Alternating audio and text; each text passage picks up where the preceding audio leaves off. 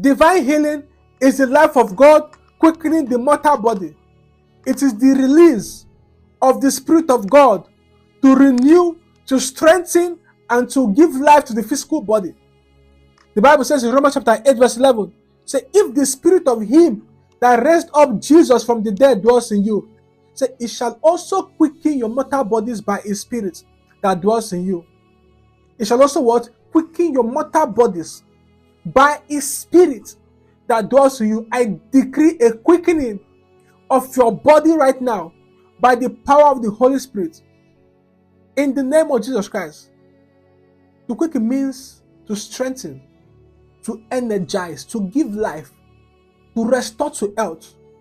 By the power of the Holy Ghost, I declare the restoration of your health right now. In the name of Jesus Christ. Hallelujah. Hallelujah. Glory to God. Listen, beloved. One of the assignments of the Holy Spirit is to quicken your mortal bodies. You cannot carry the Spirit of God inside you and remain a victim of sickness, of disease, or organ failure. You cannot carry the Spirit of God in you and your organ fail. It says that it shall quicken your mortal bodies. Every organ in your body is receiving life right now. That kidney that has failed receives life right now. In the name of Jesus Christ, every diseased organ, every diseased tissue is receiving life right now in Jesus' name. If you are experiencing liver disease, kidney failure, or any form of sickness in your body, you can place a demand on the power of the Holy Spirit to quicken that part of the body. Yes, you can. You can. The Holy Spirit is there to what? To bring healing, to bring restoration, and to bring wholeness by quickening you. Say, if the same Spirit that raised up Jesus from the dead dwells in you, say, he that raised up Christ from the dead shall also quicken your mortal bodies by his Spirit. That is, if God can raise the dead, that means he can heal the living. If God can raise the dead, I repeat, he can heal the living. So as long as you are alive, there is hope for a recovery. There is hope for a restoration. Just in case you are wondering, will I ever be healed from this sickness? Will I be healed from this disease? Or you are wondering, you look at the situation, you look at the circumstances, and you say, this sickness, I don't know if God can heal it, or I don't know if this person can come back. At least I don't care the tubes that has been placed in the body of that person. I don't even care. I don't thorough see Farana say. As long as that person is still breathing, it can be healed. As long as that person has not been declared dead by the doctors, it can be healed. He said the Lord will raise him from the bed of languishing. I decree by the power of the Holy Spirit, that person is coming back to life. That person is coming back to life. That dead organ is coming back to life. In the name of Jesus Christ, I decree the release of strength in your body. I decree the release of strength in your bones. I declare life. I declare healing upon you in Jesus' precious name. Speak life to your body. Declare healing. Declare wholeness. Don't talk about the sickness. Speak to the sickness in the name of Jesus Christ. Hallelujah. I just read a story yesterday about a woman that gave birth to a deformed child. And the doctors told her that the boy might never walk. But she came across the scripture which says that they that wait upon the Lord shall be renewed their strength, so they shall walk and they shall not be weary, and they shall run and not be fainting. And the Lord quickened that scripture into her heart. So she took that scripture and began to declare over her son every day. He said, David, you shall walk and you shall not grow weary. You shall run and you shall not faint. She began to decree the word. She declared the word for close to 1 year. Then suddenly one day, that child that the doctors said that there's no hope of him walking, began to walk. Not only that, he began to run. Imagine if she was complaining about the sickness or the disease. Just imagine. So, enough of that complaining. Look for healing scriptures and begin to speak over the life of that person Begin to declare, begin to decree, begin to prophesy. If the doctor says this person is incurable, say no. By his stripes you are healed. By his stripes you are healed. If the doctor says that this person has 3 months to live, declare scriptures of long life. Say the numbers of your days he will fulfill. Say you shall not die but live. Declare, speak scriptures. The word of God is superior to every medical report. There is no report that cannot be cancelled and overturned. There is none. So let all men be liars and God be true. Thank you, Jesus. Number 4, what is divine healing? Divine healing is the covenant right of every believer. Every believer, every child of God has a covenant right to be healed. The Bible says in Psalm 103 verse 2-4, say, bless the Lord, O my soul, and forget not all his benefits, who forgiveth all thine iniquities, who healeth all thy diseases. Says, who redeemed thy life from destruction, who crowned thee with loving kindness and tender mercies.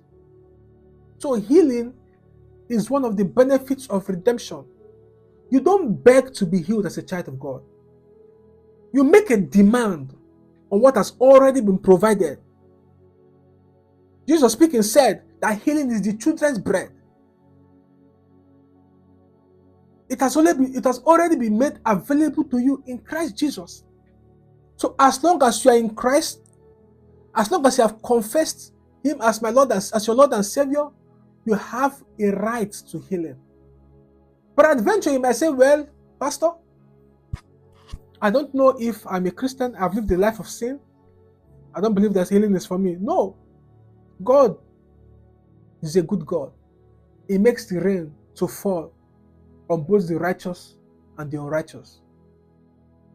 You can still be healed. God heals the sinner with the hope that his goodness will lead him to repentance. So healing is the children's bread, and it's been made available to you. But Satan is a thief. He's the one that comes to steal your health. Please understand that you are not the sick trying to get well. You are the healed that the Satan is trying to make sick. The devil is trying to steal your health. Satan is the one trying to make you sick. And one of the ways by which he does that is through symptoms. Most sicknesses begins as symptoms. You begin to sense something, you begin to feel somehow. That is the devil knocking. And the moment you accept that symptom, you accept the sickness it carries. Symptoms are not sicknesses.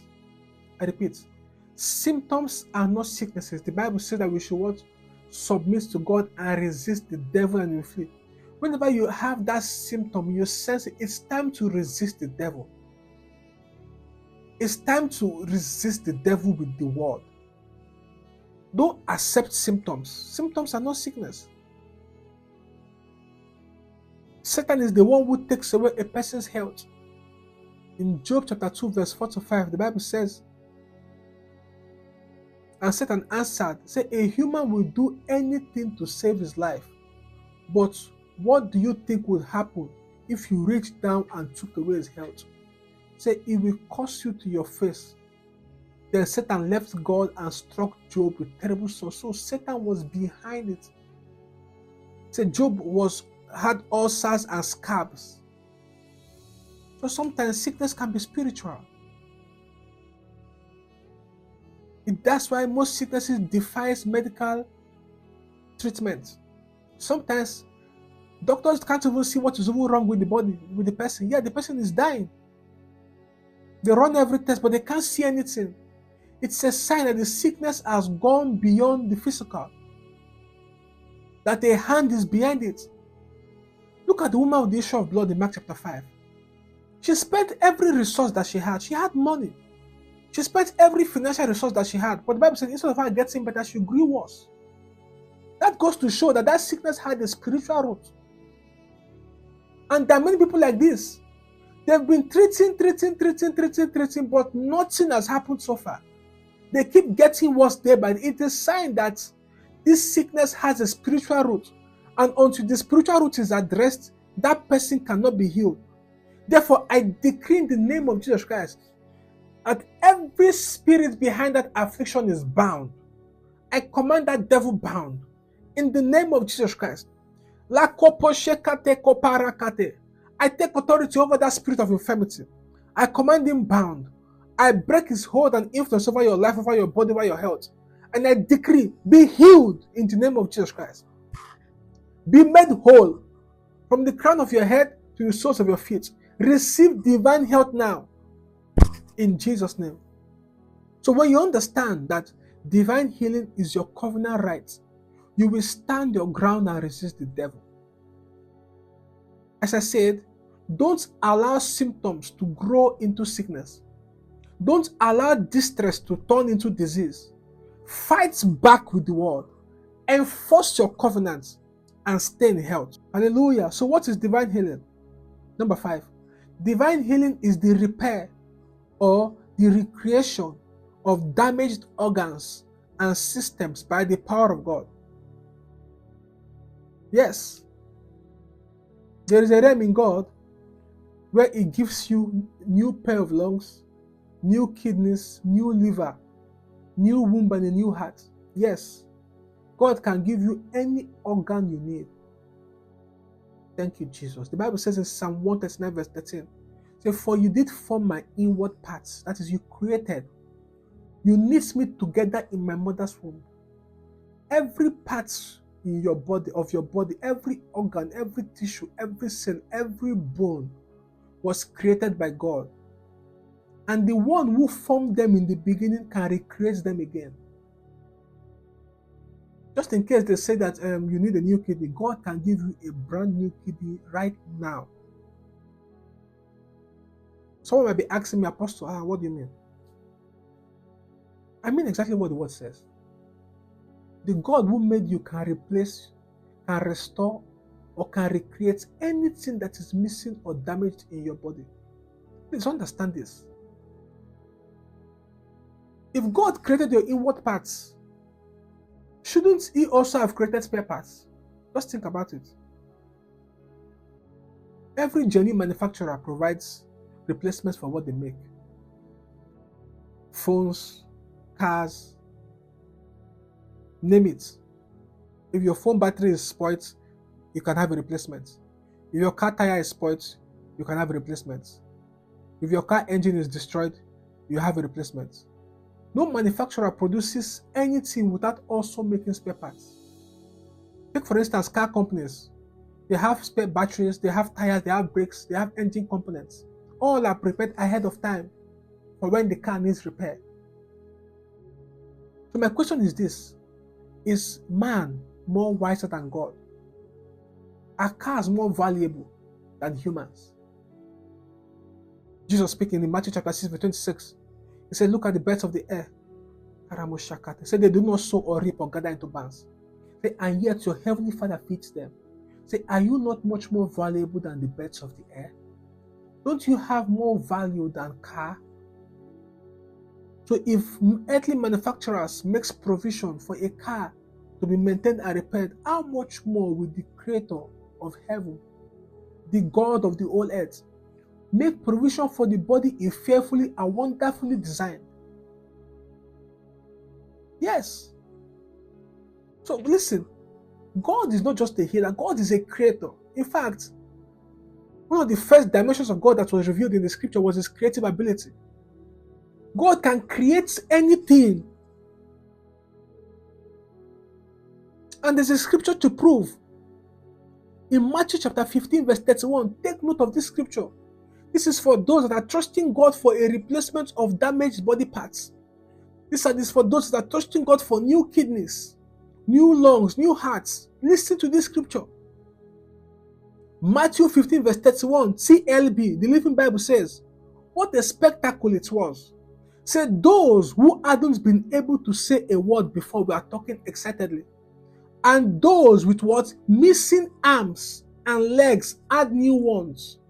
That is, those with missing body parts were given new ones. As I said, divine healing is what? The repair or the recreation of damaged organ and systems by the power of God. Hallelujah. I once read a book written by God's servant Robert Lydon. The title of that book is I Saw Heaven. Now, in chapter 4 of that book, it testified of seeing heavenly storehouses, because Jesus took him to a storehouse in heaven. Very massive storehouse, so massive. I will encourage you to read that book. You can reach out to me and I'll send it to you, in case you don't have it or you don't know where to find it. Robert Lydon testified of seeing heavenly storehouses filled with human body parts, eyes of every color, legs, hearts, kidneys, eardrums, waiting for those who will receive by faith. And he said that Jesus told him, said, these are the unclaimed blessings. Said, this building should not be full, it should be empty. Now I stand in the gap and I stand on your behalf to lay hold upon that body part that you need. I claim it on your behalf and I declare the release of that new organ, of that new tissue, of that new body part that you need. I declare it released right now in the name of Jesus Christ. As I speak, I see angels coming into your hospital rooms to perform surgeries. You will see them in your dreams. You will see them in visions. Angels are being, as I speak right now, angels of healing are being released into the nations of the earth, are being released into the hospital wards, the children ward, the maternity wards, the surgical wards, the orthopedic wards. They are being released to give new bones, new kidney, new lungs, new hearts. Angels, please claim your blessings right now. Claim your blessing right now. Claim it right now in the name of Jesus Christ. Don't claim blessings. He said Jesus told him that every part of the human body, heart, lungs, liver, kidney, stomach, brain, bladder, intestine, small and large, eyes, legs, skin, hair, eardrums, is stored there, ready to be claimed by faith. I claim by faith in the name of Jesus Christ. That missing body part, that new lung, that new liver, that new kidney, that new stomach, that new brain or bladder, that new intestine, I claim it. That eye, that leg, that skin, that eardrum, I claim it on your behalf and I declare it's released into you in the name of Jesus Christ. It released into you in the name of Jesus Christ. I release it into you right now in Jesus' name. So there is no need to plead and beg God to create new parts. He has already provided them. All you need to do is to reach out in faith and receive. Please listen to these messages again, because a lot of people are suffering in ignorance. Kidney dialysis, you don't need it anymore. God has given you a new kidney. God has given you a new stomach. God has given you a new lung. God has given you a new heart. I decree and declare it so. In the name of Jesus Christ, new intestine, new liver, new eardrums, new eyes, God has given it to you. That metal implant is no more necessary. God has created your bones. Marakapo shekapa rakato sakate. Baragabo shekapa kate karaka. I decree and declare it so. In the name of Jesus, He said, I shall decree a thing and it shall be established. Father, I thank you for establishing this word in the life of the listeners. Thank you for giving them new kidneys, new lungs, new organs. Thank you for restoring lost and missing body parts.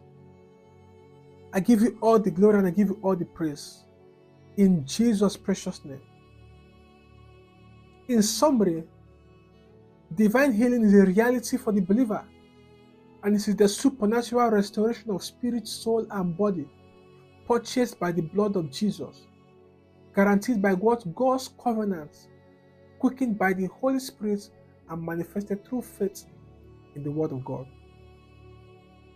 Today, I declare once again in the name of Jesus that the same power that raised Jesus from the dead begins to work in you right now.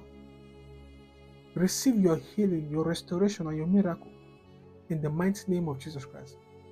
Every symptom, every disease, every affliction bows to the authority of Christ. You are healed. You are made whole. From this day, I decree that you walk in divine health. In Jesus' name, amen.